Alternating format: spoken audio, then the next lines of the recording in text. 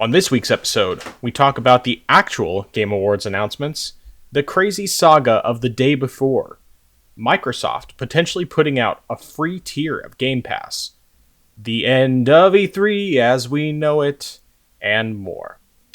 All of this tonight, but first, on to that beautiful Bean intro.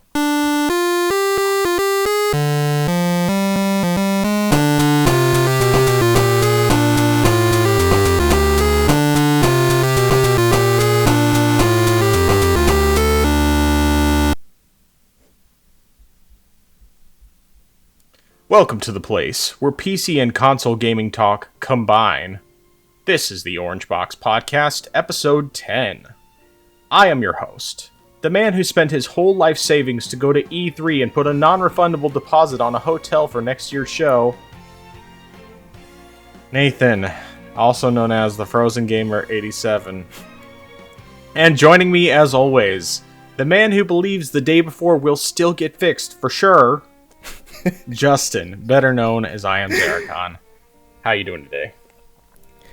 I'm doing well. I'm getting more adjusted to the somewhat adjusted to the wind going on with the cold weather, but not too bad. Also, this is going to be a short work week since my job has its annual Christmas party, so we only get 4 days of work instead of 5. So wow, it's nice. Wow, you get a whole day for a Christmas party? Well, not the whole day. It's pretty much, I guess technically it's 3.5 days because tomorrow actually is the day of the Christmas party. So we only have a half work day. Okay. And then because I guess the people who are going to the party are out late, they just let everyone have the day off the next day. Sweet. So yeah. So it'll be nice to sleep in. Yeah, my sleeping in tomorrow is till 5:30. It's the one day this week that I get to sleep later. Oh no! But that's all right. Next week I only have to get up at 5 one day, so that'll be nice. But as far as my week, been pretty busy. Obviously, we had I had the trip to Kansas City on Thursday. Then editing the podcast when I got home. Then we had the Game Awards stream that evening, which was very, very long. A lot longer, like a full hour longer than I was expecting it to be. And then just various things between then and today. And we had, of course, I told you about our car issues. We were able to get it fixed. Thankfully, it wasn't quite as expensive as we feared it would be. It was still expensive, but considering we were expecting thousands and it was well below that, I'd call it good. I can live with that. Okay. We could cover it with savings. It's just not. It always hurts. But it was basically the summary of what it was is that one of the cylinders in our engine was misfiring, and so. They had to replace some spark plugs and do a thorough cleaning, I can't remember the term that they used. I'm not a mechanic by any stretch. I know how to do basic maintenance and that's it.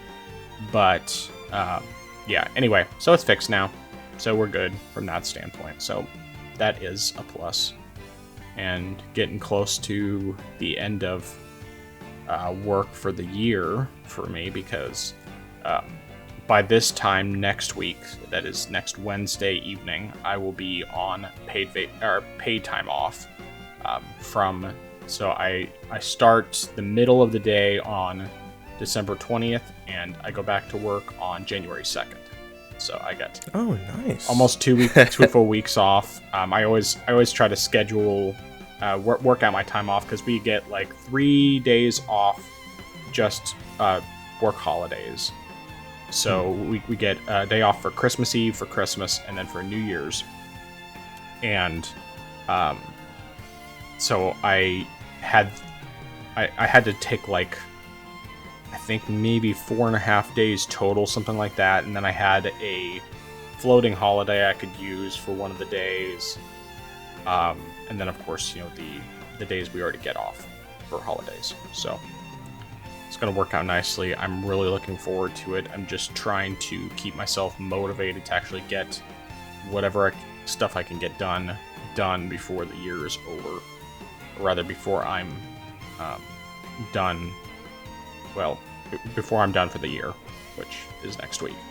And next week I have the 2 days that I have, the 2 full days that I'm in the office. I'll be spending most of those days working on a monthly thing that I have, some reports that I have to put together for getting sent out to all the departments. So that'll end up taking up the majority of my days, which means basically I need to get as much done as I can over the next couple of days, and I won't get to do much next week before I go on PTO. But yeah. Our Christmas party, all we have is just a Christmas lunch, which is good. I mean, it's always good. Like, they always do catered from Olive Garden every year.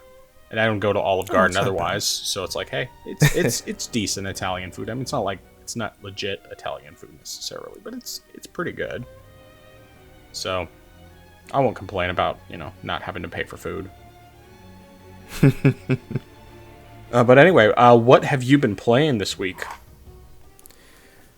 So I got into Batman Arkham Origins for a couple reasons. A, it's the final Batman game that I haven't tried playing on a Steam Deck, so that was one reason. And the other reason was the fact that it's Christmas time. People talk about what's a Christmas movie. This is a Christmas game. Yeah, that makes perfect sense. So I wanted to play this, and it's running pretty well. I'm just using the experimental Proton, but it's running as well as the Arkham City is running, and getting a good 90 frames per second. Nice. I mean, it's recorded in 60, but it's doing pretty well, and I want to see maybe if I can bump the settings all the way to see if that would impact the performance much, but everything else is pretty much on sort of a high-ish settings, of course, though I turned off motion blur, turned off depth of field, and a couple other things just because I don't care for those. But other than that, though, it's doing pretty well. And yeah, I think the only problem is, which I don't know if it's really just a problem with running it through Linux or just a problem with the game itself, because I've had issues on Windows with this when using fast travel during the cutscene, the audio may not appear, the audio may not be playing, so it'll just be silent for the duration of that 5 seconds instead of hearing the bat plane moving. But other than that, though, it's pretty good. Also been playing some more of Transformers Fall of Cybertron. It's getting quite intense, I'll say. It definitely feels like you're right on Cybertron in the middle of war. Nice. But I'm enjoying it so far. I'm getting a better grasp of things. One thing, though, that I'm not too fond of is the fact that in between missions, or when you go into a new mission, if you're playing as a certain character, the items that you had won't transfer over. So I've been, for one mission, playing primarily with just 2 different weapons, but then once I got into the next one, I started off with a completely different set of weapons that I really don't care for. Gotcha. So just having to adjust for that is a bit of a learning curve. But other than that, though, I'm still enjoying it so far, and been playing it again mostly on the Steam Deck, so it's running pretty well there as well. Although one thing I will say is the fact that I wanted to see if I could bump the frame or use 90 hertz, but for some strange reason, the game is completely capped at 60. No amount of going to the settings fixes that, and that's a bit of a disappointment. But I'm not too surprised, considering the fact that the game already limited how many, or actually there were pretty much no graphic settings at all. So I'm not really too surprised there. But lastly, the last game I played was Dragon Ball Xenoverse 1. Primarily, I played that just because, well, 2 reasons. A, just a little bit hyped. Well, hyped on one hand for Dragon Ball Sparking Zero, just because getting that Budokai Tenkaichi 4, but then also needed some gameplay footage for a video. So getting back into that, I still trying to get accustomed to the controls because they're completely sort of custom. They're not standardized like your regular Dragon Ball fighting game. But it's okay. Not the best Dragon Ball game I've played, but it's pretty decent though. Yeah. That's cool. Yeah, I think Transformers, I'm guessing it's probably similar to how it is with Metal Gear Solid 5 and even like Elden Ring, where by default the highest it can go up to is 60. Like they just have a hard cap. That if you use, I mean, like there's ways to get around it, but it's typically like you either have to use some type of mod or you have to modify like the one of the text files involved with it in order to be able to remove that cap, or at least to raise the cap.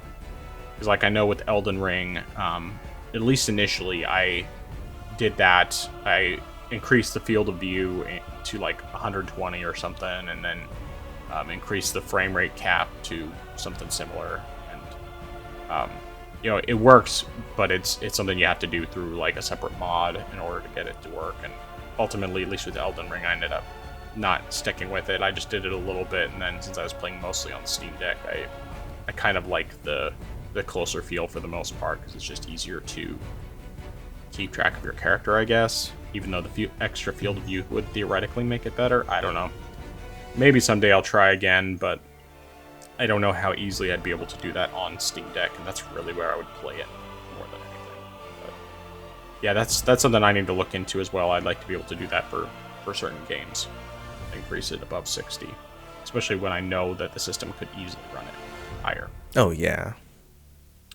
But yeah, so speaking of Metal Gear Solid 5, of course, I played a bunch of that this past week. That's like the bulk of what I spent my time playing. At least when I've had time to play, that was a lot of what I was doing. But I also decided that I wanted to do some additional testing, because my video for Doom 2016 actually did surprisingly well. It got over 2,000 views, which is the highest I've gotten on any video. I mean, I think the best I've gotten before that was like 1,200 maybe, and that was on one of my Switch Pro controller in Steam test videos, kind of showing how to do it with that. Something along those lines. But so the game I decided to test was Doom Eternal, and yeah, it's very similar to Doom 2016 in how it runs. Both of them I had to actually put on the internal storage because I was having issues getting the video, or the getting the game transferred over to my micro SD on the Steam Deck, because I guess I had previously had it on there, and so there was like some remaining files or whatever still present, and it was just kind of messing with things. So yeah, I tested both of those. They, you know, as expected, the Steam Deck version obviously looks and runs a lot better.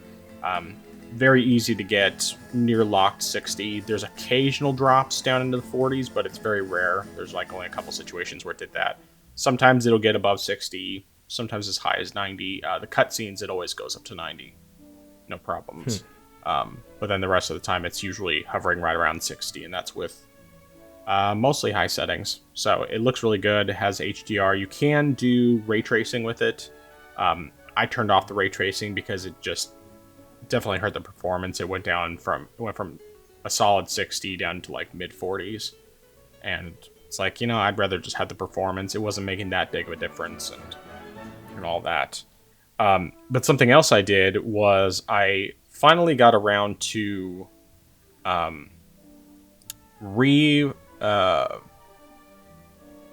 what's the word I'm looking for? Restoring my Vita to factory settings, because I wanted to get the custom firmware reinstalled and get it set up so that it could actually run not just stuff off an SD card, which I had already done previously, and then just had some issues with stuff disappearing and a whole lot of complicated stuff that I'm not going to get into. But I wanted to redo that, so I redid all that in part because I wanted to try and get some saves transferred over to my Steam Deck. Mainly, what I really wanted to do was try playing Dissidia Duodecim on my Steam Deck. So I got that downloaded and installed there, and I was able to get. Turns out I actually had my save backed up elsewhere because it wasn't actually on my Vita anymore. But I was able to get my save transferred over to my Steam Deck and got that running. And then there's you can do a cheat, much like you can do with a 3DS version of Metal Gear Solid, where you can force it to run at 60. So it pretty well maintains 60 frames per second, and that's with the resolution bumped up to 4 times the PSP's resolution. So up at 1080p, and it looks fantastic. I mean, it looks fantastic, and at 60 frames per second, which it mostly keeps. Like, it does sometimes do only in the 40s. I think actually I might have... No, initially I had it at 4 times resolution. It was only getting in the 40s, and so I dropped it down to 3 times resolution, and that was keeping it in the 60s a lot more. But yeah, it looks and runs fantastic. It's kind of funny because I tried messing with it on my Vita, and it's like, wow, that looks so much worse. I mean, like, the 30 frames per second didn't really bother me at first because, yeah, that's how I played hundreds of hours between the first Dissidia and Duodecim. And so it's like I was used to it running that, and then once I got up to 60, it's like, wow, this is fast. It feels great. But yeah, really, like, it looks incredible on the Steam Deck, and even though I'm not really planning to play a ton, just because of the fact that it's like, okay, I've already put a bunch of time into this, all that, but if I want to play, I'm going to be playing it on Steam Deck going forward, because it just looks and plays so much better, and because I still have that OLED screen and everything else, it's totally worth the trouble. But some other things I did with the Vita, I was able to track down my old saves for some of the games I had previously. Particularly one of those being Muramasa Muramasa Rebirth, which is the port to Vita of the game that was originally on the Wii. And I mean, it took a little bit for me to get back into the controls because it's literally been 9 years since the last time I played this game. My saves were from 2014, and I remember playing when we were on our anniversary trip in Hawaii, and when we were not out doing stuff. At the end of the day, we would sit down, and I'd be playing either Muramasa or Animal Crossing New Leaf, and then my wife was playing Animal Crossing, and yeah, so I played through all of that back then. But anyway, so I played quite a bit of this, or, played like maybe an hour or two. More just because there's still stuff in the game that I have yet to actually do, not counting all the DLC stuff, which I did purchase back when they said that the stores were shutting down before they backtracked on that. And I still would like to, but yeah, I mean, that game is gorgeous. I mean, it is a beautiful game. It runs super well. I mean, I'm pretty sure it's 60 frames per second all across the board, even though there's no way for me to confirm that. But it feels super smooth, and just, I don't know, it's a beautiful game. Have you ever played Muramasa? I played the Wii version. Okay. I didn't get too far into it, but I definitely enjoyed what I did play of the game. Yeah, I mean, it's not a long game, at least not going through the main campaign with each character. Like, between the two, I think I had 10.5 hours with one character and 9.5 with the other to get entirely through the campaign. Granted, I think that doesn't count whatever it took. It was like saved right before the last boss of the campaign. So even with that, it probably wouldn't have been more than an extra half hour on each one of time. But yeah, it's a beautiful game. It's one that I would like to get back into, and I might do that next year. This time it was really just kind of wanting to test stuff out more than anything else. That was really what it came down to. But I did also mess around with a couple other games. One being Killzone Mercenary, which is another game I have on Vita, and that one is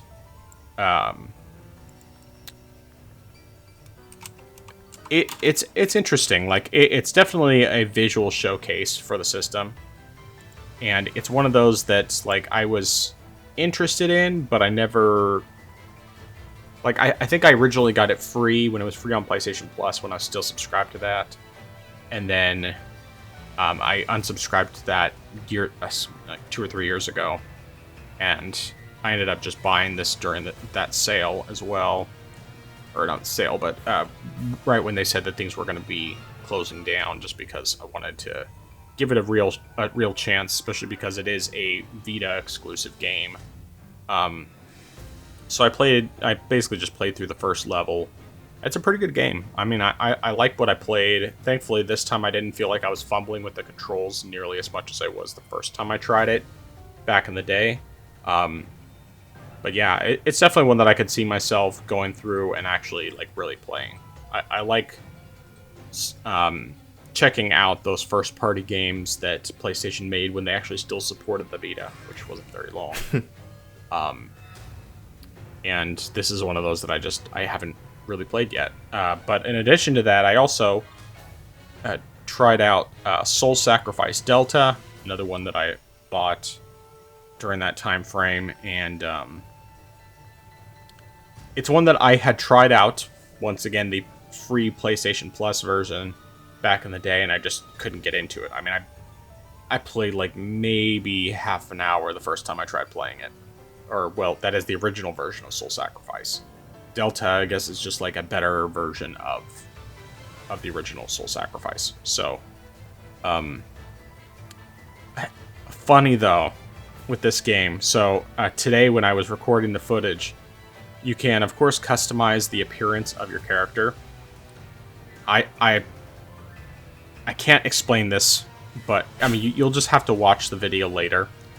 But there is a version of the character that seriously looks just like Nick Rekieta.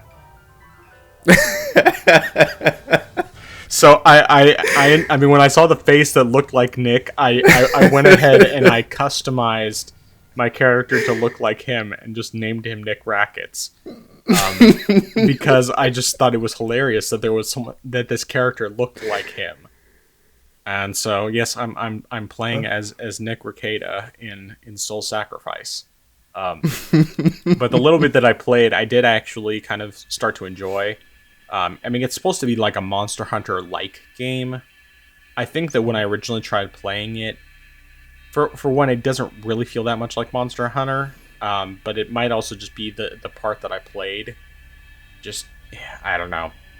Some aspects of the controls are a little wonky, but it's still one I definitely want to give a fair shake, especially because it's a Japan studio game.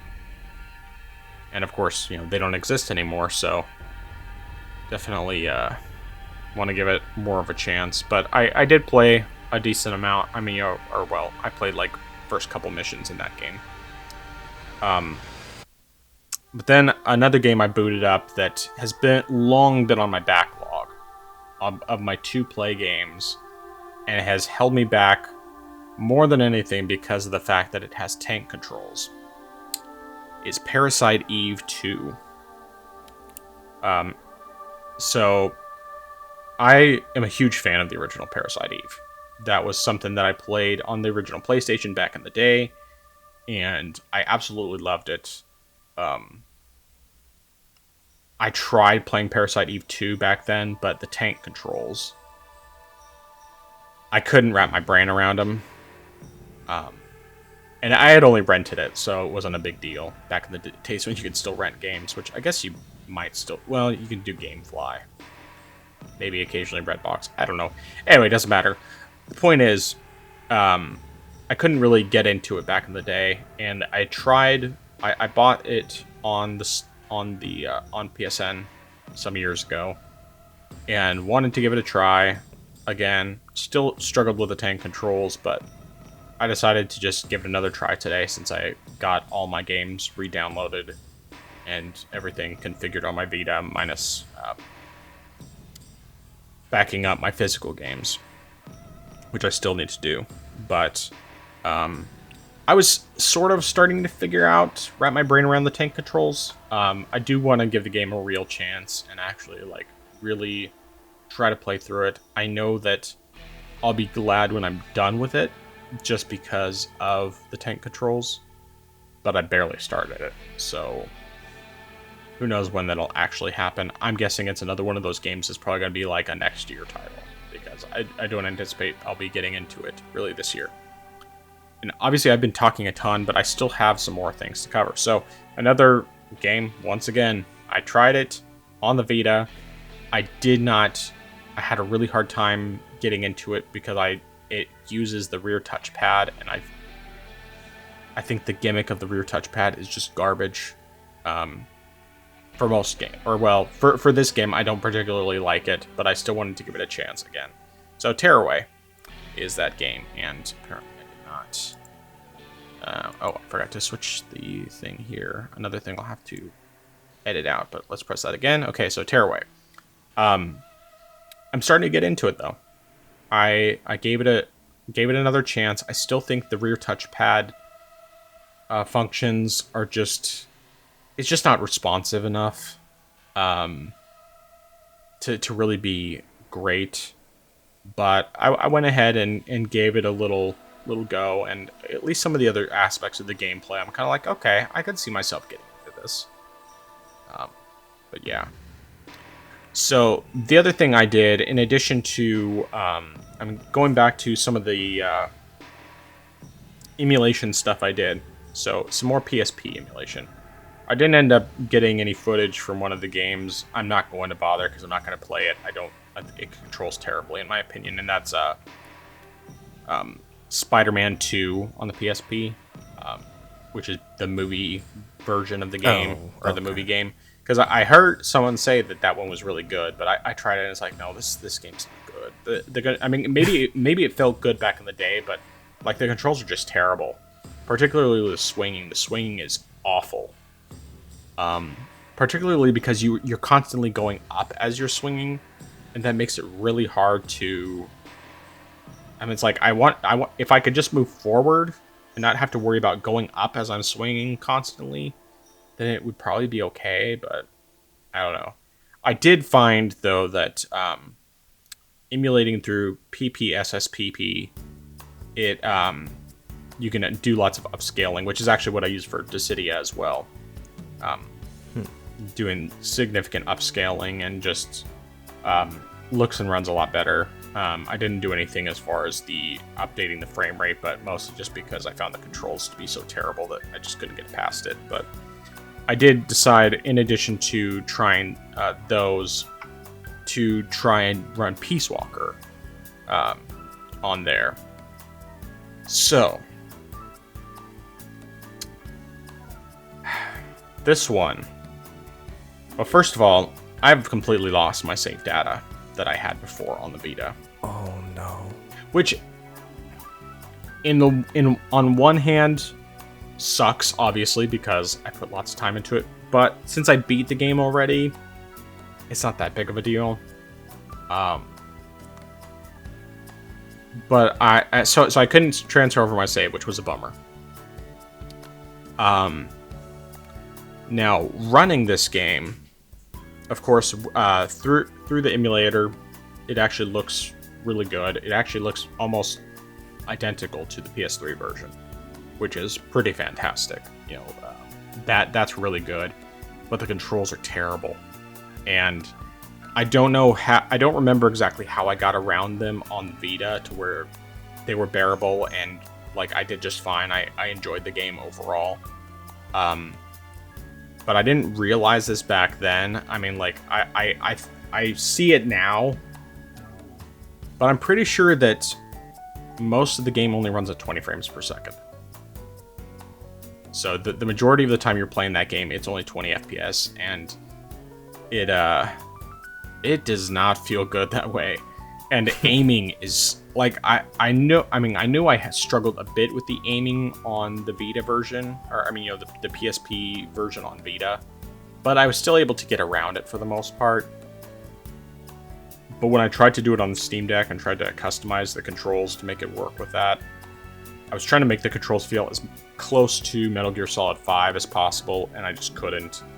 But yeah, it controls awful. It's 20 FPS all the time. There's probably a cheat to make it go up to 60, and I'm sure that would improve that aspect. But because the aiming is so terrible, I can't recommend that. I can't recommend playing that way on the Steam Deck. However, on the flip side, and this made me super, super happy. So, I decided that I would go ahead and try playing, try the Metal Gear Solid HD collection again, because, when I had watched gameplay that other people had done before, 60 frames per second, no problems. They might have had a couple of drops here and there, but for the most part, it was like a really solid 60 and ran well, looked good, all that. So I decided I would try the HD collection again. I had to just get the, not the firmware, but maybe it is the firmware. But anyway, I had to get the PS3 update file installed to RPCS3 in order to be able to run PS3 games. And so I went ahead and did that, and I gave both Metal Gear Solid, Peace Walker, and 3 a chance, because those were the ones, well, at least 3 was the one I had tried before, and it felt like I was walking through molasses. And Peace Walker I hadn't tried yet, because I think when I tried it, I hadn't really started playing yet on Vita, and I wanted to play that one since that was the one I had purchased, and I felt like I needed to play that first. But anyway, so Peace Walker, 60 frames per second, controls so much better, because the aiming is just fixed. It's like they fixed it because they actually used the second stick instead of it being based on either face buttons or the D-pad. And the interesting thing is the way they have it configured. You can actually still do basically the PSP controls if you really want to do the claw, which I don't know why you would want to when you have the second stick. But you could still do that. You could still do all the exact same PSP controls, but they also have functions mapped to the second stick and triggers and everything else, so it's significantly better from that standpoint. But it's like, okay, 60 frames per second, already a huge thing, but it's really just the aiming is so much better, and I was able to activate the gyro, where I was having issues with doing that on the PSP version. And so, like, aiming is much smoother. It's just like, it feels great. Feels fantastic. So that was really cool. But then also, I went ahead and, like I said, tried Metal Gear Solid 3 Snake Eater. And the controls are taking me a little bit to get used to, because the versions I had played before, the Vita version and the 3DS version, have better controls. At least in my opinion, it's better controls. Especially the 3DS version. That one has probably the best controls, apart from the aiming not being great. But it ultimately I just ended up, I tried messing with the controls, see if I could get it configured in a certain way, but it didn't work. And I realized I have not recorded any of this video. Oh.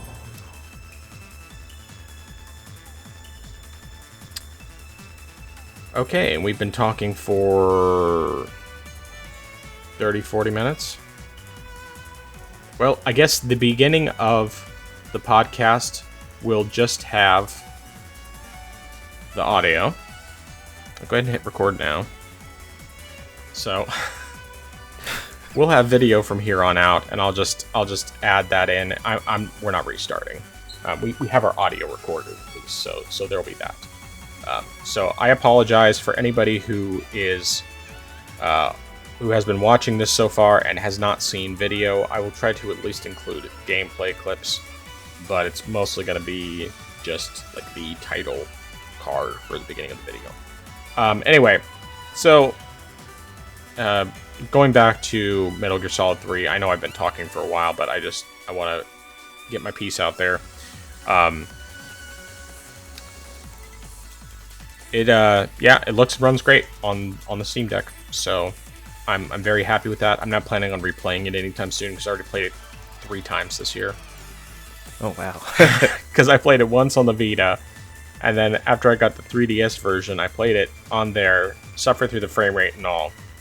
Then I found out about the cheat that makes it so you can get a locked 30 FPS on 3DS. So then I played through it again sometime later, and yeah, so I don't really need to replay it. I love the game, but I'm not going to replay it again anytime soon.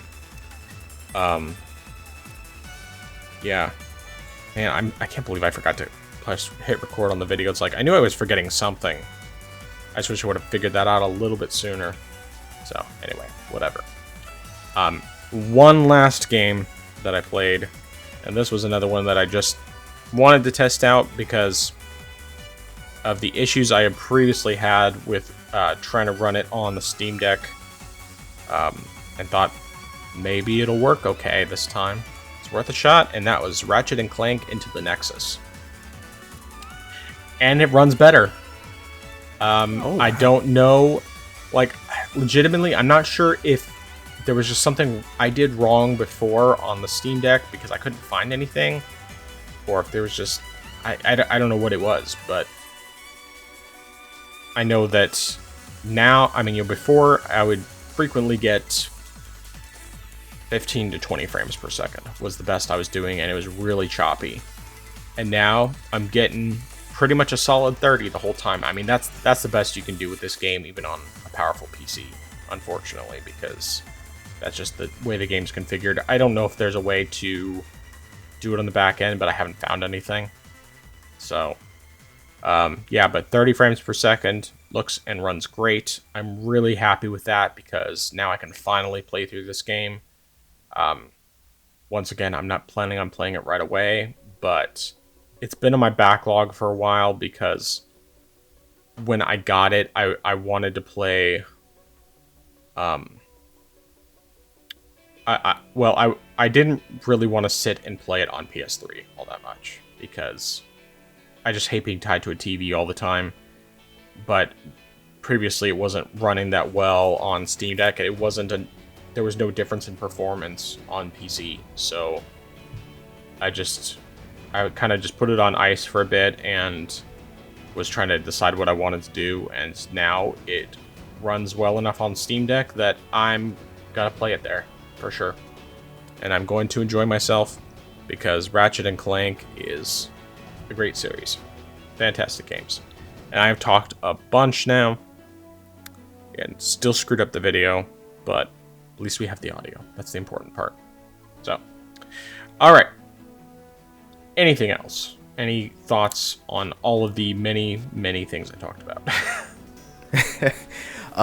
I guess just one sort of question is, so when people were referring to Spider-Man 2, were they just specifically talking about the PSP version or just the game as a whole? Okay. Yes, someone said that the game itself, the PSP version, was good, but I think they enjoyed it as a kid and they have nostalgia for it, but it just controls awful. So. Okay, yeah. I was just curious because I was wondering if they were just maybe confusing it for the console version and then, but okay, that may. Yeah. All right, well, let's get into the news.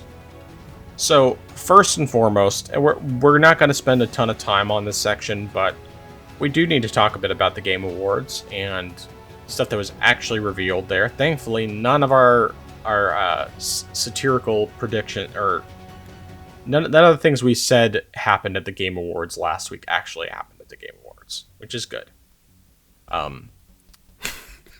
Do you have, sorry, I can't talk. Do you have anything specific that stood out to you, I can also send you what I have here from this website if you need something to look at with all the announcements. But yeah, I mean, just off the top of my head, that was, well, I think one of the things was, one thing that I was just gonna say was that was, was a nice to see was the Wukong Monkey King release date. That was pretty nice to see. Something that I thought was cool to see was that the God of War Valhalla DLC, and especially the fact that it's free. Yeah. That's nice to see. You know, so you don't necessarily see that sometimes these days, right. But that's great to see though. Sega, you know, with their lineup, nothing's really specific, but they're different, I guess, revivals of their IPs. That's nice to see. I haven't played too much of them. Like, I've played some of Golden Axe. I played a little bit of Streets of Rage, but I haven't really done too much into those games. But it's great to, you know, it's nice that they're going to bring those back. Dragon Ball Sparking Zero, sort of as mentioned, that's something I'm hyped to see. I'm a little bit disappointed the fact that it's going to be $70, especially considering the fact that it's likely going to have a bunch of DLC added. But I was, you know, I was hyped to see it though when it was revealed. And then what was the last thing? There was one more game that I don't think actually that it was a. Oh wait, yeah, I haven't actually gone back to see it, but I actually was excited to hear about this happening. Was the game by Ikumi Nakamura, who worked on Evil Within and Ghostwire Tokyo. The feed cut out for me, so I didn't see the gameplay, but I know that, you know, she's done some good work, so I am excited to see that game. Cool. Well, there is a variety of things that stood out to me, but I'll just kind of go over a few here and there. Of course, the trailer for Hellblade 2: Senua's Saga got the release window of 2024.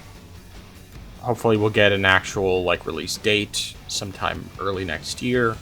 Definitely interested in that one.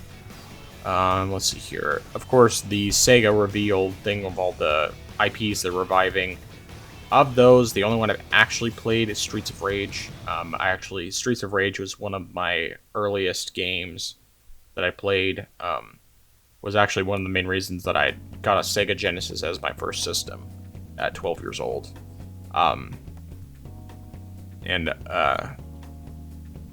So I need to rewatch the trailer on all that stuff. I can't remember if Streets of Rage looked like it was going to be more of a 3D type of game. I think it would be cool if they did make the jump to 3D. Because, yeah, the 2D games are great, but there's already 4 of them. So, you know, it's like, with the exception of 4 that came out, you know, a couple years ago, you know, Streets of Rage basically hasn't had a game in, almost 30 years. So it's, I mean, yes, Streets of Rage 4 was released recently, but either way, you know, they've never had a 3D game. I think that would be pretty cool. I think that's a game that would really adapt well to 3D. In fact, I think it would adapt exceedingly well to 3D. The other ones, I haven't played them, but I'm definitely interested in Jet Set Radio and Crazy Taxi. I have Jet Set Radio on Vita and PC. That's one of the OLED comparisons I'm planning to do. But I have not played more than a couple minutes, and I need to wrap my mind around the controls before I try recording that, because otherwise I'll just be embarrassing myself. Let's see here. Visions of Mana looks really cool. Rise of the Ronin looks really neat. As far as I know, that's just PlayStation. Probably will be PC as well. OD from Kojima, which as is normal for Kojima. It was a weird trailer. We have no idea what it actually is. He spent a bunch of time telling us some stuff about it, sort of, but not really. That all of that was rendered footage. It wasn't like live action, which is really impressive. So, yeah, we'll see what happens with it. I'm not entirely sure. It's definitely got some interesting stuff behind it. Jurassic Park Survival. So the idea behind it, I think, is cool. The fact who they cast for the lead boggles my mind. I mean, to be clear, I had never heard of this person until I think that there was like some, I don't remember what channel it was, because this was years ago, some drama channel about this chick basically not liking the fact that nobody could take her seriously because she I think it was that she spoke out against the prawn industry because they hadn't paid her much of anything for all the stuff she had done. Like she barely made any money. And then more recently I've seen stuff about her complaining about not being taken seriously by anybody because she did this stuff for years. It's like, yeah, duh. And now they have her as the lead for this game. I mean, at least it's primarily first person, but I'm just, if it wasn't for the fact that this game is obviously not that type of game, I would half expect it to turn into something dirty just because of who they put in it. But anyway, it definitely lost a lot of points of me actually taking it serious from that. Let's see, here's some other stuff here. One that definitely stood out to me a lot. Tales of Kenzera Zao. It's 2D Metroid style game. Reminds me a lot in terms of its visuals and everything of Metroid Dread. It is a game that's developed, at least in part, by, I'm gonna butcher this name. It's Abubakar Salim. I'm not positive. I probably mispronounced that, and I apologize if I did.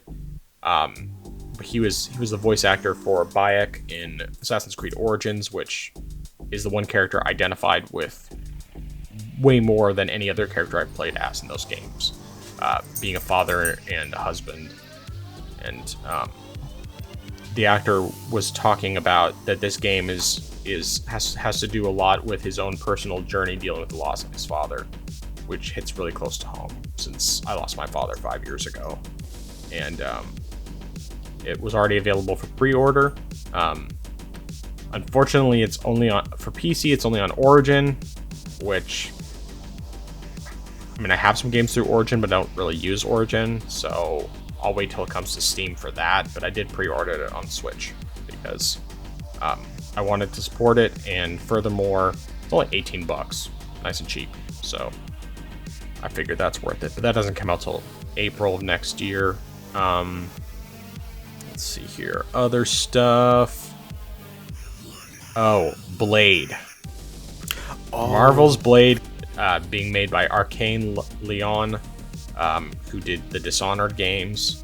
It's just a CGI trailer. We have no idea when it's actually coming. But it's a third-person action-adventure game. I'm very interested. I'm just hoping that they do the character justice and that they don't try to bring like modern politics into it, which I think realistically, based on what this studio has done in the past, hopefully they won't bring that kind of stuff into it and they'll just be true to the character and everything else. But I'm very intrigued, to say the least. I think that they would be they are a great studio to do this type of game, because the Dishonored games, especially, just like that stylistic and like ultra violent and everything, that's just a perfect fit for Blade. So let's see here. Just going through the rest of this list here. I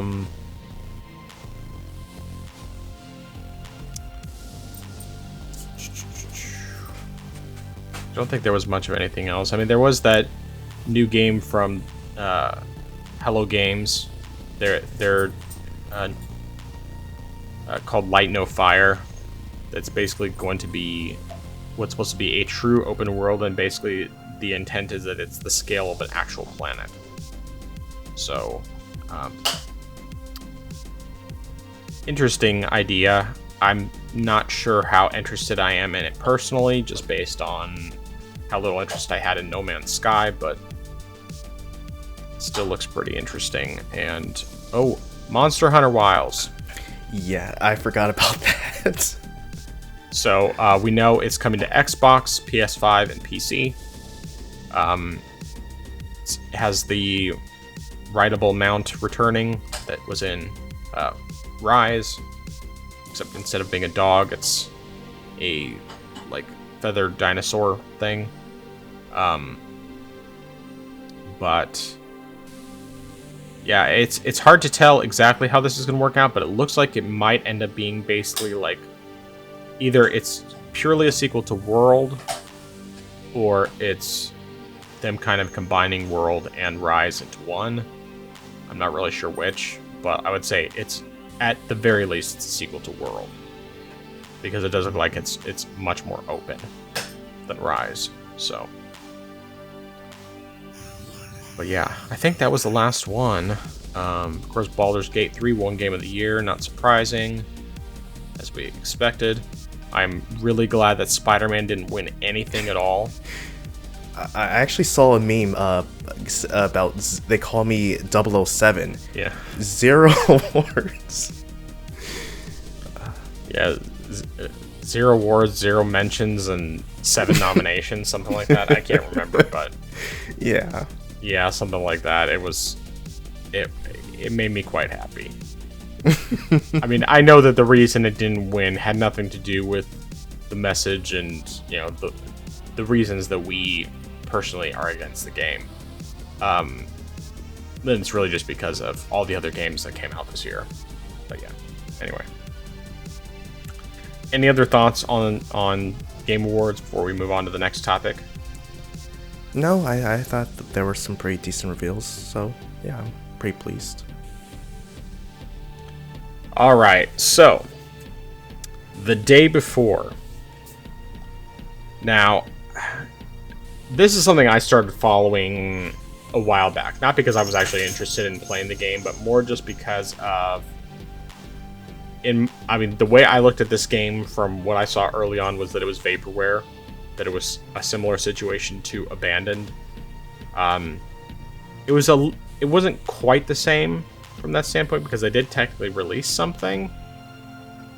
But, so for anyone who hasn't been paying attention, the day before was supposed to be an open world zombie survival MMO RPG. And this small studio has been announced the game back in 2021, and has had several times where they've delayed the game. They've come up with various reasons. They've changed the style of the game multiple times. They would frequently get up to what was supposed to be either the release date or shortly before the release date, and then delay it again. And they finally released it last week, and it was completely broken. Not at all what they advertised. It wasn't open world. It had hardly any zombies, hardly any interactivity. Was a buggy mess. Like, it made Bethesda games look like the most polished things you could ever see. And 4 days after they released it, they closed down their studio. And since then, they've been hard at work. Well, actually, even before that, they've been hard at work scrubbing everything that displayed it as being a zombie survival game, because basically it turns out that it's essentially an extraction shooter, is what it came down to. Uses a bunch of recycled assets, just stuff that they purchased from the Unreal Engine 5 store. There's like not really anything original, even though they said they've been working on this game for 5 years supposedly. And it doesn't do any of the things it says it was going to do, like absolutely nothing. And they've been scrubbing their timelines. They've been scrubbing their YouTube channels. In fact, their YouTube channel has no videos anymore. They've taken other games that they published, and in order to not affect the sales of those games, they've changed the publishers on those.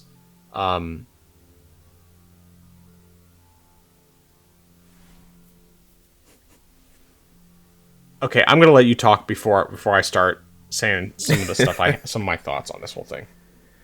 Well, I actually, until the entire news broke about this game, I actually had no idea that this game had even existed or that it was something that people were anticipating. I just heard, oh, there's this game that came out that people are hating. That it's, I mean, until I know it's been removed now, but it was probably, I think, the most disliked game on Steam at the time. So I just heard, wow, that's very interesting. But actually hearing about later on about how this game has been going on for, or at least it's been in development, I should say, for a good while is incredible.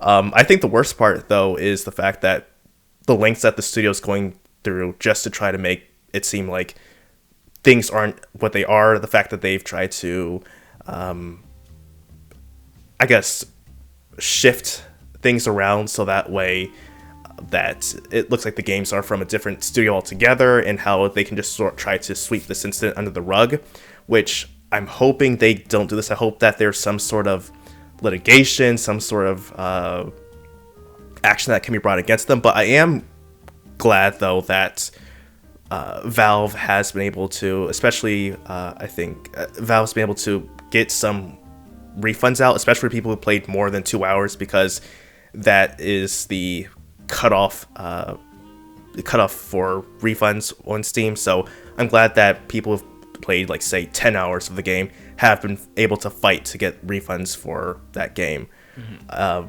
Now, one thing, though, especially upon initially hearing about the game in the news, was a bit more reactionary from me, thinking about, like, yeah, this is why you shouldn't buy games that are on early access and stuff like that. And I partially still hold that viewpoint, as far as just, be wary of games that are on early access, because you don't know how these games are going to turn out, if they even, complete.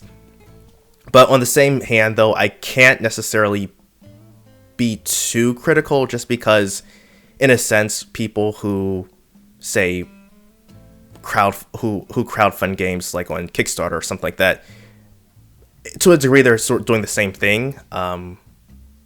Granted, there might be some sort of things like saying that, well, you do know that the game, you're technically not buying the game, you are buying the you're contributing to the funding of the game and allowing it to actually be developed. So I guess I could see that argument there, but still, I think that people should probably try to use some judgment for as far as what they buy on early access, just because these, unfortunately, that's the way things are. I wish that I think that early access, while it is good for people who are genuine, like, for example, the developer for Vampire Survivors, for Valheim, and for other games, that there are people out there who are genuine, who put out early access and do actually work on improving their games as they develop them. But unfortunately, it does make it a whole lot easier for people to actually also scam people as well. Yeah. So I'm glad that this has been shut down. I'm glad that actually Valve stepped in and removed the game from the store in the first place. I'm glad that's happened, but I definitely think that the studio should not be forgotten. I think that this is something that people should be aware of, so that way, if they decide to pop up again and say, hey, we've got some more games here, and realize, no, we know who you are, we know what your game is. We know you're just trying to scam us. So I hope that, because I think also that the studio is located in Singapore, so that might also make things harder for, because of jurisdiction and laws. That will probably make things harder, but I'm hoping that these people can get shut down because, and I mean permanently shut down, because otherwise they're just going to try to do this again. And yeah. Okay, so this whole saga's been going on for a while. I'll have to find you a video that I watched, I don't know, it was probably 2-3 months ago, that did a really good job explaining everything that had been going on up to that point with this game, and all the red flags that were coming up that were just like, okay, this is not a real game. It's a scam. It's very clearly a scam. Which obviously a lot of people, I mean, I know some people, they legitimately were, the only reason they were buying this game was just out of morbid curiosity, because, okay, the game was technically finally released in early access, but with everything that had been going on prior, it's like, okay, could there actually be something? Could this game deliver in any way, shape, or form? Even if it was a bit broken initially, but then they were going to be working on it, then okay, sure. But there were so many red flags, and I don't have like all the events that came before this, but they had various trailers displaying different things at different times. The stuff just, some of the stuff that they were putting in those trailers just didn't make sense. The overall, every time that they showed any sort of gameplay, it didn't make sense. Like, it was just stuff. I just need to find you the video. I'll find you the video, I'll send it over to you, and then when you have some time, just check it out, because it'll really it does a good job explaining everything that was going on before this. And because there was kind of like a gap where basically nothing was happening for a while after that video, until they finally said that, okay, we have an official release date for the early access, and here we are today. Good thing is, Steam has, of course, delisted the game in terms of you can't purchase it anymore. They're refunding everybody. You still have to go through the process, their refund process. It doesn't matter how many hours you put into the game, you can still get refunded. It's been delisted. I mean, it's very clear that this whole thing was just a scam, and it's been theorized, and I think this is probably accurate, that publishers like Steam, they'll hold the funds in escrow for a while after the game releases, and then they'll basically release the funds after 30 days.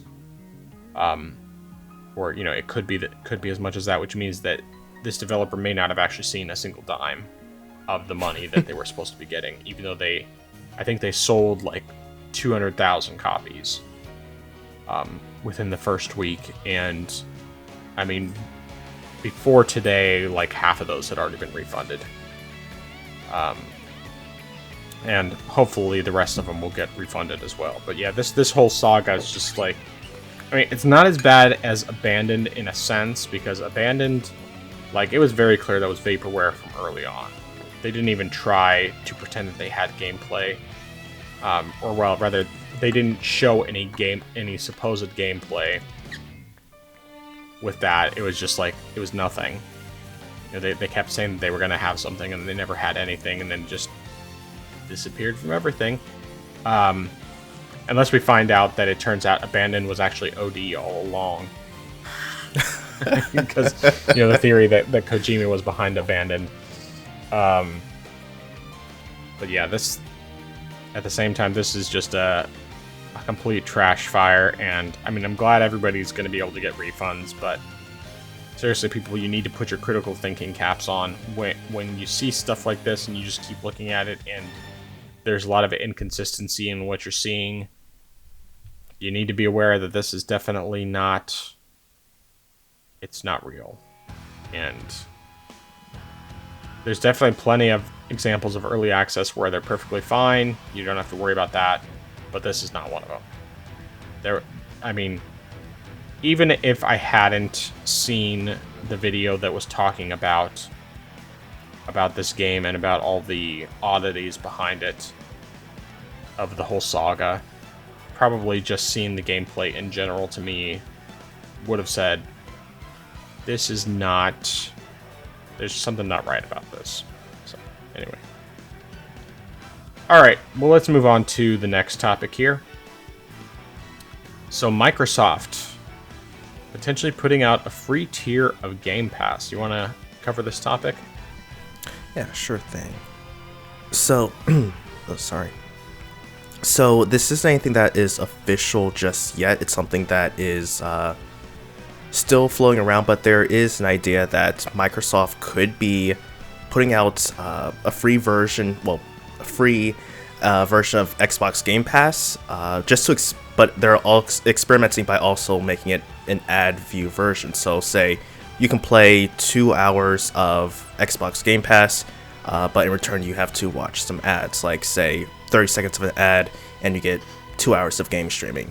And this is partially for places like Africa, India, Southeast Asia, or other places that might not, they might have.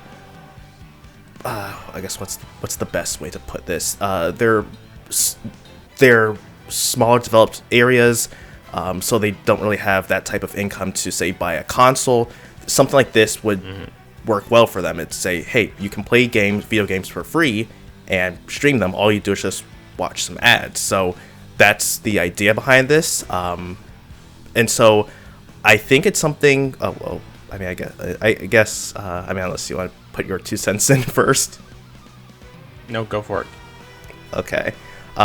So I think this is something that could work. I think something that's nice, especially, like I mentioned, for those areas that, it's hard to get a console. But I guess one thing, though, I will say is the fact that I wouldn't necessarily expect this to be free forever.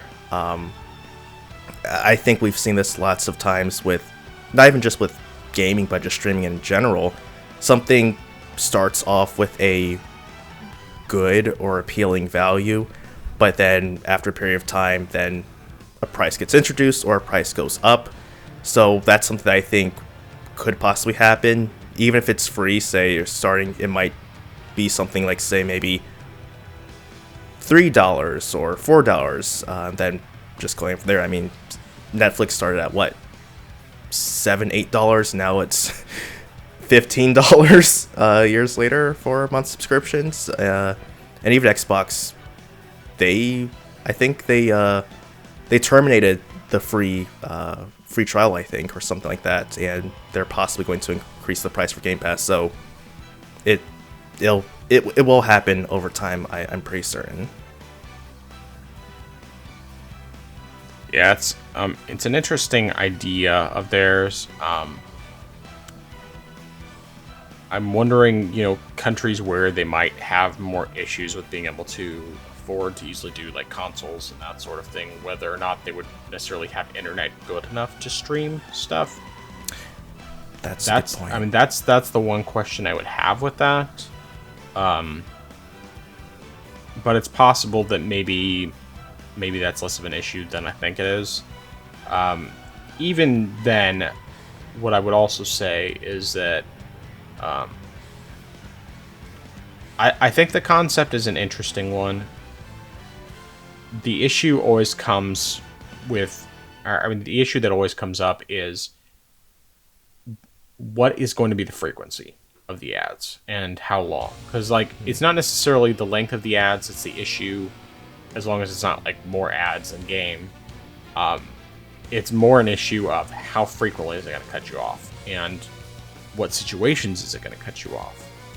Now, if you're playing a single player game and it automatically pauses the game when the ad comes up, then okay, at least it paused the game.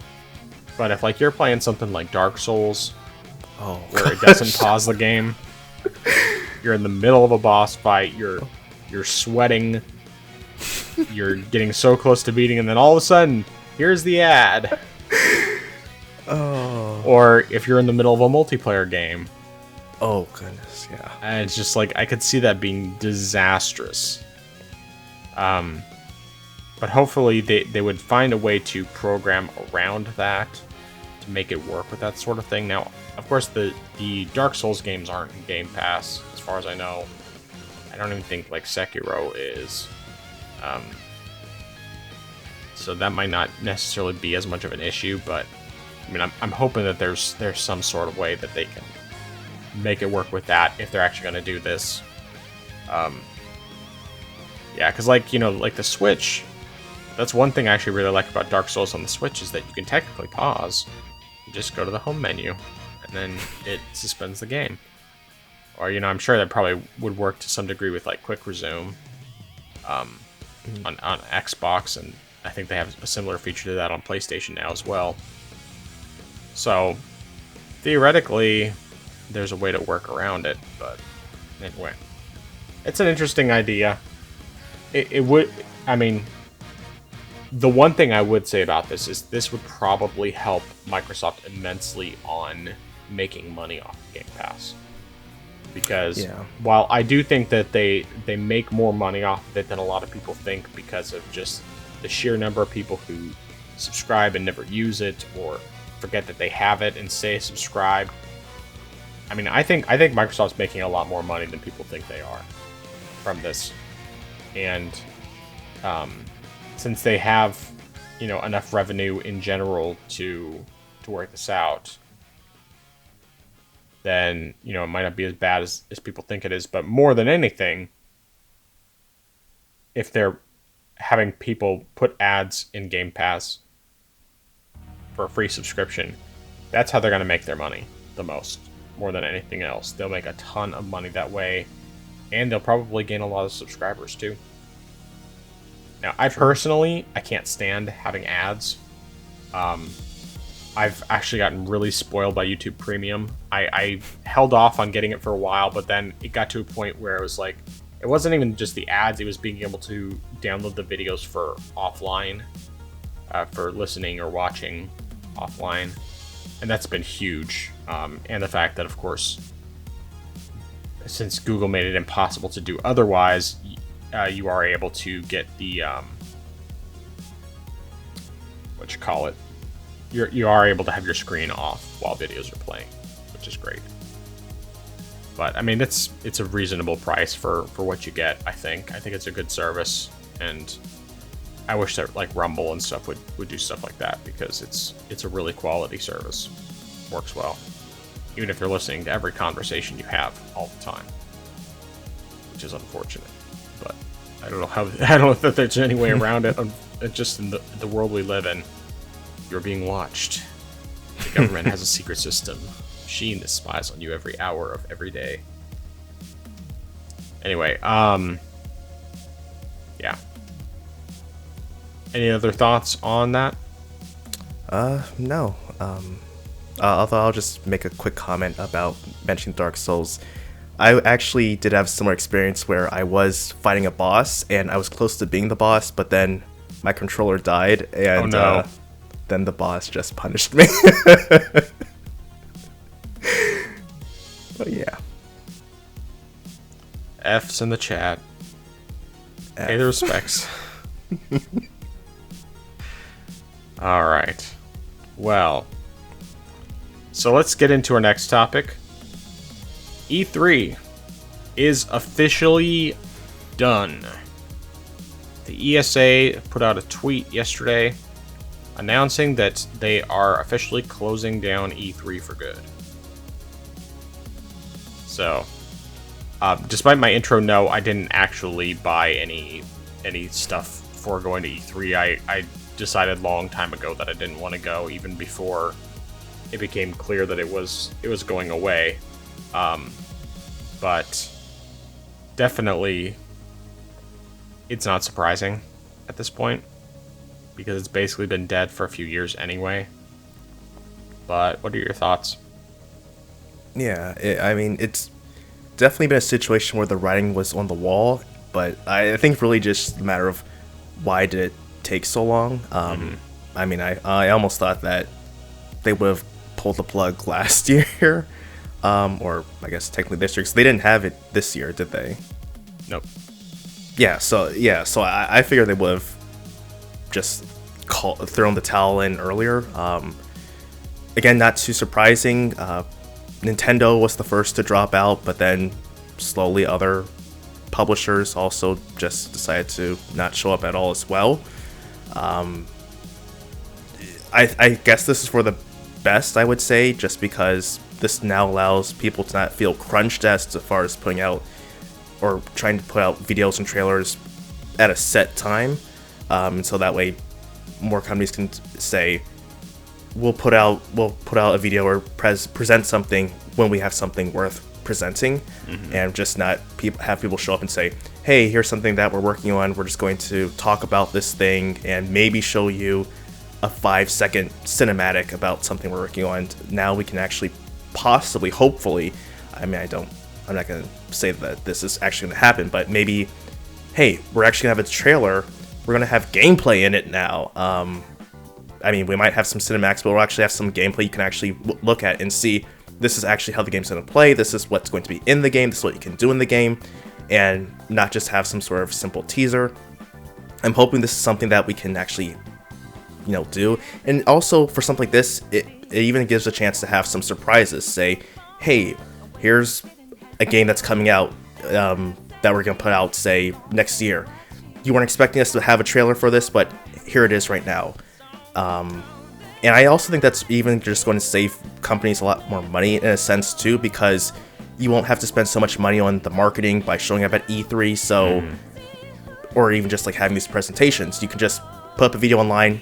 The internet will gladly spread the word of whatever game you're making, so that's free publicity right there, that people are just going to share the videos to different social media, and your work is done there. So I think this is great. And also, I think partially because of COVID and when they were like slowly opening up, it sort of helped cut this. But I'd say right before then, just the fact that we had people showing up at E3 who had no business being at E3, and namely that is like celebrities. And I just felt that it's a waste of time and money to have these people who probably aren't interested about gaming, and so like doing all these different things that I feel really takes away from the whole reason that people are there in the first place is another reason why I'm glad that it's over. But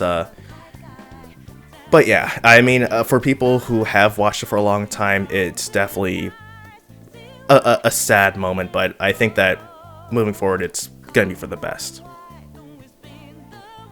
Yeah, the only thing that I really see as a potential issue is that now basically you have Jeff Keighley handling all of the game announcement show things, because he has Summers of Games Fest and Game Awards. Now there's no E3. I mean, granted, E3 basically died years ago. I mean, it was starting to die a slow death. You had Nintendo pull out of doing stage presentations, which was part of the problem, although they still had enough presence there to where, they were still, putting stuff out for people to check out, even with the Nintendo Direct format that they switched to. And then you had Sony pull out, and they hadn't done it in a I think for the last couple years of E3, and then of course you had COVID giving issues, and it's just been one thing after another, and I mean it was inevitable. But it is good that studios now have the option, even more so. I mean, I think they already realize this anyway, but have the option to just release stuff whenever they feel like releasing it. Now, I think that you're probably overly optimistic if you think they're going to stop doing the teaser trailers and they're just actually going to start showing gameplay. I think it's still going to be the same exact. They're going to just keep doing the same stuff that they've been doing. Have the hype cycle start early and announce things long before they're ready. and that's just gonna be what happens. That's just the way it is. But yeah, end of an era. I mean, didn't even make it for 30 years, but I mean, did make it over 20. So either way, that's about it for that. Alright, so I think, even though of course we lost the first 45 minutes in terms of the video version, do you want to talk about any of those other topics we have? Yeah, I mean, I think we could do at least one of them, I'd say. Alright, so let's go ahead and talk about these exclusives coming from Square Enix to PlayStation. So,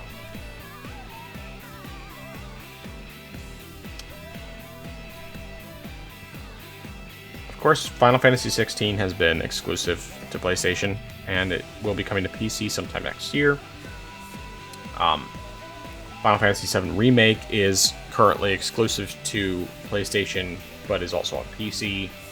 As far as we know, there's probably Sony's basically been paying Square Enix to keep it off of Xbox, and same thing's going to happen with Rebirth. And it seems like basically the plan is that this is not the end of it, and that Final Fantasy XVI is that PlayStation is doing what they can to keep Final Fantasy XVI completely off of Xbox, along with some of the other titles that they've already kept off of Xbox, and that there will probably be even more going forward. So, your thoughts? I'm not surprised. I'm not surprised at all. This definitely seems like something that Sony would do, and that's kind of sad because I'm pretty certain that at least a year ago, Microsoft was trying to build relationships with Square Enix to try to get some more games brought over. So if that does show that it was all for naught, then that's kind of sad especially for people who saw the announcement that Phil Spencer was making, saying like, yeah, we're gonna try to get more games from Square Enix brought over, only to see the games are now going to be blocked because of this deal. Granted, smaller games might come over still, or games that aren't technically AAA class, like Octopath Traveler 2, I think, was actually released on Xbox, although I think for some reason it wasn't released on PlayStation. I could be wrong, but I think that, oddly enough, it was released everywhere else but PlayStation. The first Octopath Traveler was. Octopath Traveler 2, I think, yeah, it's on everything. Okay. But I'm positive it's on PS5. It's just the first one that isn't on PlayStation. Okay. But, yeah, I mean, I think that, especially, and I also think that people who say stuff like, oh, Microsoft, primarily the Sony fanboys who say, like, Microsoft is always trying to get all these games and keep them off PlayStation. Well, what's Sony doing? I mean, clearly you all have blinders on that prevent you from seeing what is clearly going on. Yeah. But this isn't a problem at all. I'm hoping that more games will still get to come over, because I still firmly believe that as long as the system is capable of it, there's no reason why any game should be withheld from any platform. So every game should theoretically be on every platform. But I believe that this is going to happen, though. Granted, this was still supposed to be like just a rumor, nothing that's confirmed, but considering the fact that the person who presented this was correct about several other things regarding Sony, PlayStation, and Square Enix deals, I'm fairly confident this will happen. Yeah. Seems pretty likely. Yeah, I mean, I wish for the sake of Xbox and just in general that this wouldn't keep happening. I think I've definitely come to the point where I feel like exclusives on any platform shouldn't be a thing.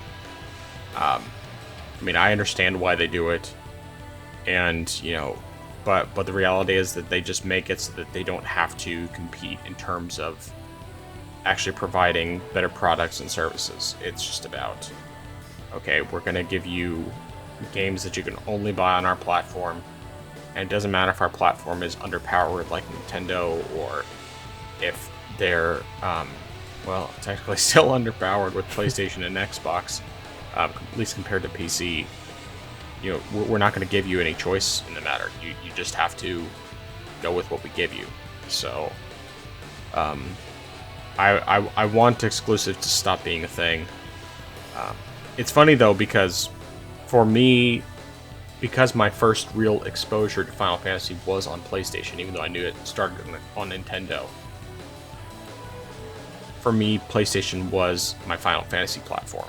Like, that was before I started getting into other games that Sony makes for their PlayStation consoles and handhelds. I primarily bought PlayStation for Final Fantasy and then Kingdom Hearts because it had Final Fantasy characters in it, at least early on. And so, and I've completely done a 180. Like, I prefer actually having the Final Fantasy games outside of PlayStation because I like having more options of places to play them. Like I have, let's see here, I have most of the Final Fantasy games on PlayStation up through 12. I think actually the only one I don't have 5. And I guess I don't have 4 anymore on PlayStation. Or, well, I don't have it on PS1 anyway. I have it on PSP, or the PSP version on Vita of 4 that came with the after years as well. But I have all of the Final Fantasy games through 12 on Switch now. Because I have the Pixel remasters, and then I got the physical versions of 7 and 8 and 9 imported from Japan. And then I have 10, 10-2, and 12 the Zodiac Age, all there as well. And then on PC I have most of the Final Fantasy. Well, I don't have as many of them. I don't have 1 through 6 on PC. But then I have 12, all 3 parts of 13, 15. What's that one that was on PSP? What's it called?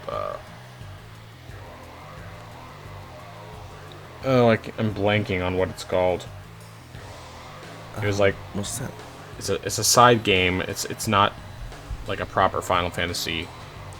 But it was originally Like the school one. Yeah. I'll probably just bring up my Steam Deck and then I can look it up. First, I don't know why I'm blanking on what it. Type 0, that's what it is. Type 0. Yeah, I have that one as well as Steam, but yeah, there's just like I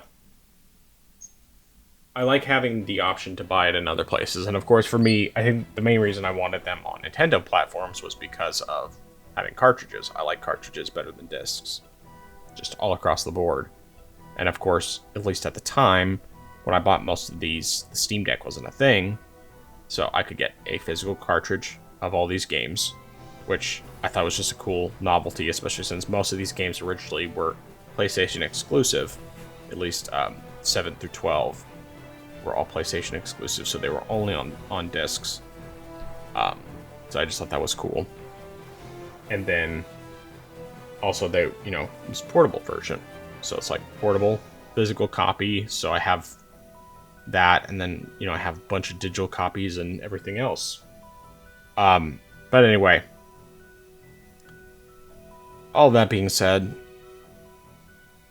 way more than I needed to, but I very much dislike the idea of exclusives being a thing nowadays, and I hope that it changes in the future more and more. I'm hoping especially Nintendo changes it, because Nintendo makes some fantastic games, and they oftentimes do a good job with the hardware they have, but they could still be better. There are definitely plenty of examples of games that should run at 60. Probably could if they didn't have multiplayer, like Kirby and the Forgotten Land, which is pretty fantastic Kirby game, but it only runs at 30. And it's probably because they just decided to keep uniformity between the single and the co-op versions. So, anyway. That's all I have to say on the matter. I hope Xbox can get some of these games, though. For their sake. I mean, I'm sitting just fine because I'm going to get them on PC, so... like, I'm going to be able to play them no matter what. And I bet that Sony will probably even let some of these things come to Nintendo in the future because they don't see Nintendo. They don't see Nintendo as a competitor, and yeah, just out of spite, they'll put them on Nintendo when Nintendo does their Switch 2, and still leave them off of Xbox. But anyway, any other thoughts? No, sir. All right, recommendations and dissuasions. Alright, so in keeping with my theme mentioned from last week, my recommendation is the film The Polar Express. It's a very fun animated Christmas film. I actually didn't see it when it came out years ago. I actually saw it years later. Somehow my family got the DVD, so watched it. It's fun. You know, it's a nice, simple, enjoyable film you can watch. My niece and nephew actually watched it last week for the first time, and they enjoyed it. But it's definitely good. Animation still looks very well to this day, and I think that's just a testament to how great it looks. But yeah, nothing extreme you have to worry about. Nothing that's complicated. Just a fun, simple movie. Cool. Well, my recommendation, I decided I'm going to do a Christmas movie as well, since last week was something different. But mine is a polar opposite to the Polar Express in like every sense of the word. It is a rated R movie, but it is a Christmas movie. It's not Die Hard, although I love Die Hard. It is Fat Man, with Mel Gibson playing Kris Kringle. The premise of the movie is that a spoiled kid gets coal for Christmas. He gets mad and he hires a hitman to go after Santa to kill him. And the concept sounds ridiculous, but it's really well done, and it's actually, and it's not cheesy. Like, it's actually just a well done movie. And my wife is not usually a fan of rated R movies. I mean, like, there are very few that she likes. I think basically she said that she hasn't decided with the rated R movies if this one is her favorite or if Shaun of the Dead or Hot Fuzz are her favorite. So she enjoyed this one a lot. It's become one of our new yearly Christmas movies. So I recommend Fat Man. 2020. Fantastic movie. It's violent. Gets a little gory in spots. Has a lot of swearing, but that's about it. There's no nudity or anything like that in there. And honestly, the message isn't even all that bad, which is surprising. But I guess Mel Gibson is Catholic, so that's probably part of it.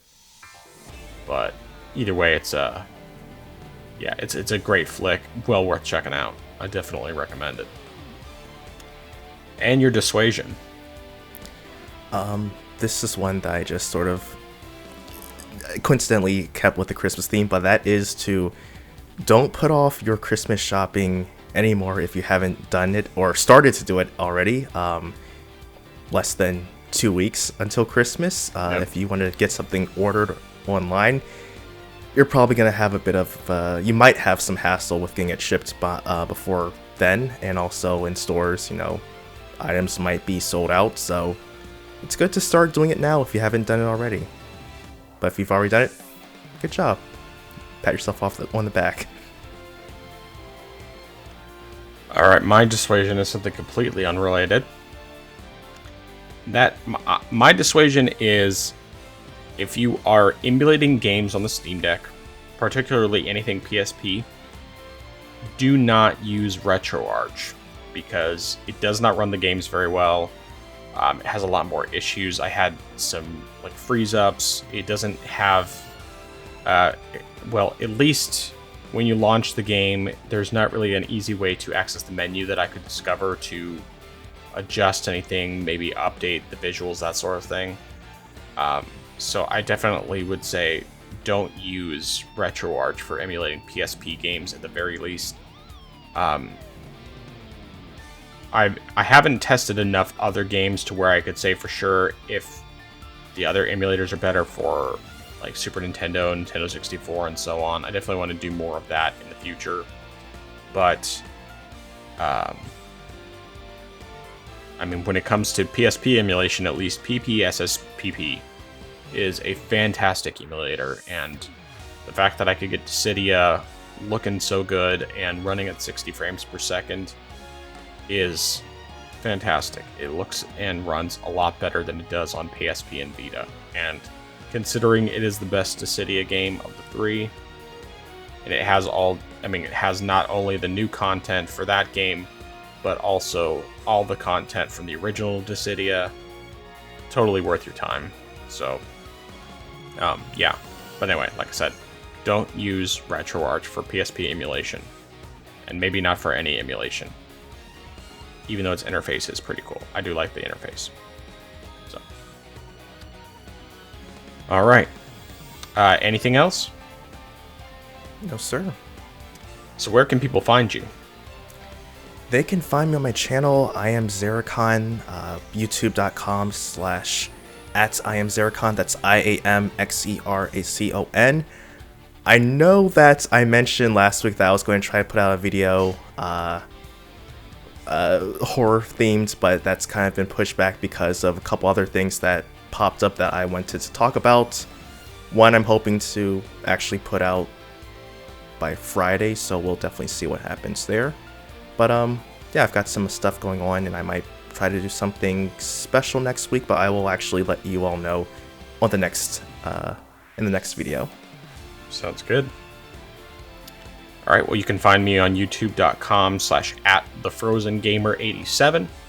I just put out a couple of videos comparing in handheld mode the visuals and performance, as well as the initial load times for both Doom 2016 and Doom Eternal. Go ahead and check those out. They've been doing pretty well. I'm not sure where Eternal's at right now in terms of the views. I know it wasn't nearly as high as 2016, but either way, they've both been doing pretty well. I'm doing more videos in the near future. Probably one of the things I'm going to do is comparing Dissidia Duodecim running on the Steam Deck through PPSSPP versus running on the Vita through emulation, the PSP version. So that'll probably be one of the next ones I do among a bunch of others. I have a ton of them planned, and my goal right now is just to have them out one per week. I'll probably record a ton during Christmas break if I can find the time, and that way I can have lots of comparisons ready to go on my channel, and check those out. All right. So I am the Frozen Gamer 87. That is I Am Zeracon. We are the Orange Box Podcast. And until next time, don't kick yourself in the butt on your way out the door. I don't know. Orange Box Podcast, out.